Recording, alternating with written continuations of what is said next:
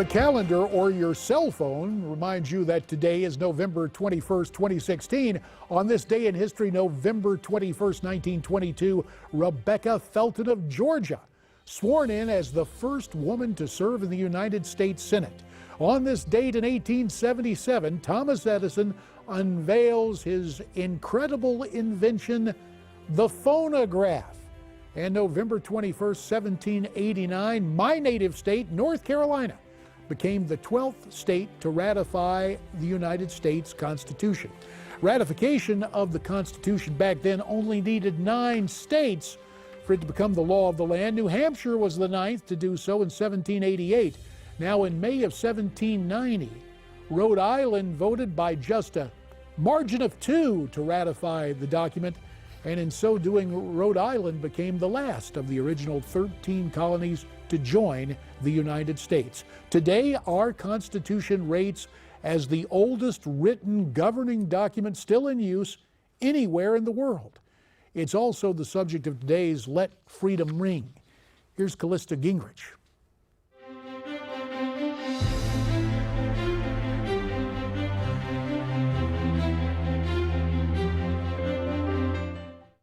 In 1777, while fighting the American Revolution, our founding fathers created the Articles of Confederation, the first set of basic laws to govern the new nation.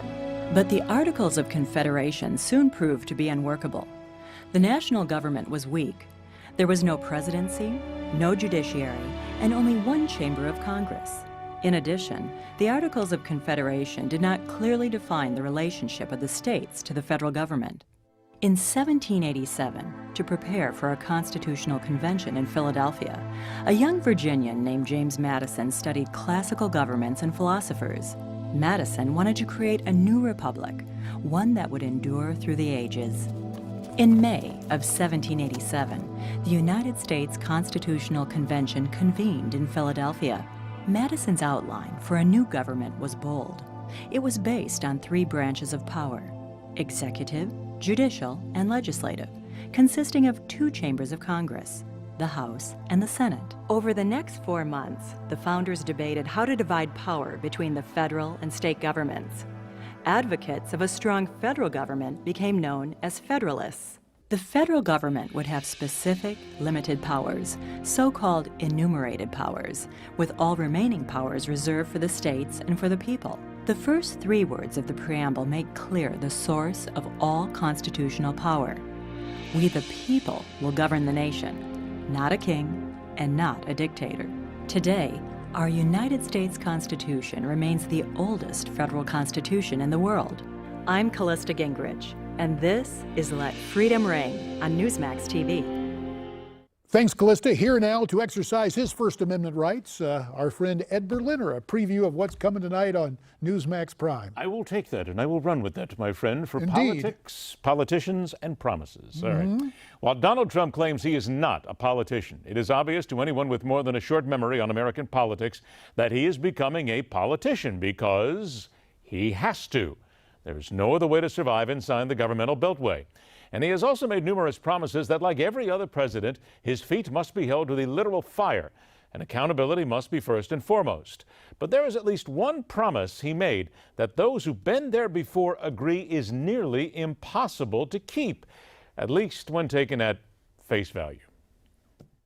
I got involved in politics in the early 70s, and my goal was to drain the swamp. And I think every single year since they're Republican or Democrats in charge, the government always got bigger. And that's why I think he has a great idea, and there's a lot of enthusiasm for it. But there's a lot of names thrown around that, that might be in the administration that aren't exactly the kind of individual that will change things. And there it is. When you think about some of the promises Donald Trump has made, come on, kids, this is about politics. You know that better than anybody, JD. People make promises when it comes down to campaigns. Drain the swamp, build the wall, cancel Obamacare day one. None of these things are going to happen. But it is what happens, not just from the words themselves, but where they lead us.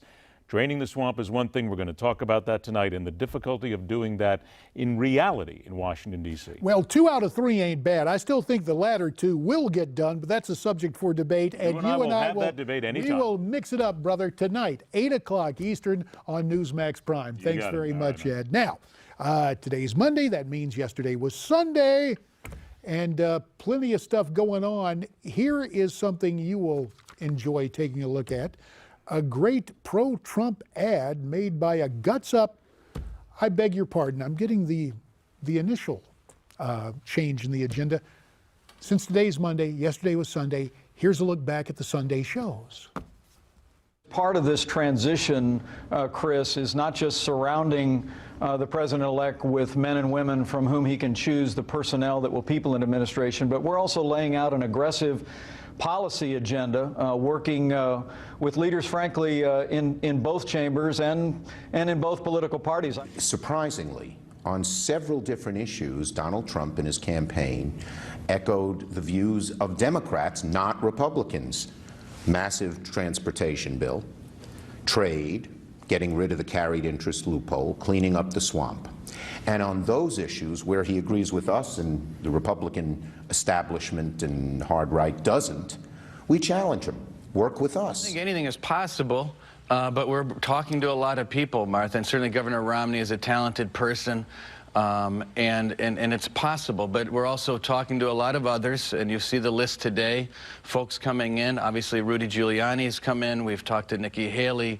General Kelly is coming in today, and many others for all of these positions. As far as reasonability, if I were to rank Romney up there with someone who I think is a reasonable, even keel versus a Giuliani or a Bolton, I think Giuliani and Bolton are out there on the extreme. I don't think they're very diplomatic, and I think you want the chief diplomat to be diplomatic. I really don't have anything new to say about it other than the fact that, you know, it's an intriguing idea, and it really is a great privilege to be considered. They have a really good team. You know, Kellyanne obviously is phenomenal. First woman to run a presidential campaign.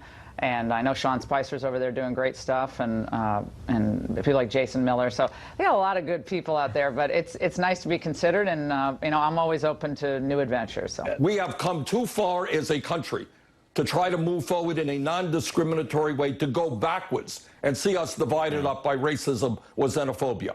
On the other hand, issues like raising the minimum wage, you know, Donald Trump has talked about he is not going to cut Social Security, Medicare, and Medicaid. He is going to work to reestablish a Glass-Steagall legislation. He wants to rebuild the infrastructure. Those are issues that some of us have been working on for years. And if he wants to work with us on those issues, I accept that. He's not draining the swamp. He's filling it up more, and there's going to be more swamp creatures than ever before.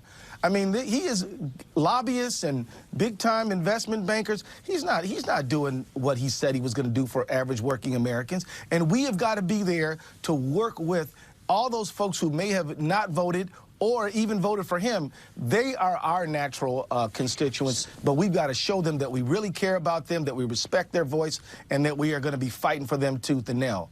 Just a sampling of the Sunday shows, back now on our Monday edition of America Talks Live Hour 2. And back to the phones at 1-877-NEWSMAX. That's 1-877-639-7629. Straight to the heartland, Wichita, Kansas, where Michael is on the line. Hi, Michael. Hi there. Hey, I had a question. What is the difference between what these protesters are doing when they're hurting people, destroying things, than what ISIS does? I mean, they're fighting for, they want us to believe in what they believe in. Ain't this domestic terrorism? And how come they're not being prosecuted? Well, because there are a couple of distinctions we have to make. And you offered one of them, Michael, when you said those who end up getting involved in physical altercations or destroying property. The cops arrest them, but not for domestic terrorism. If, God forbid, they were taking the action of trying to decapitate somebody, I can understand what you're saying there. We have a First Amendment right to protest peaceably, to assemble peaceably.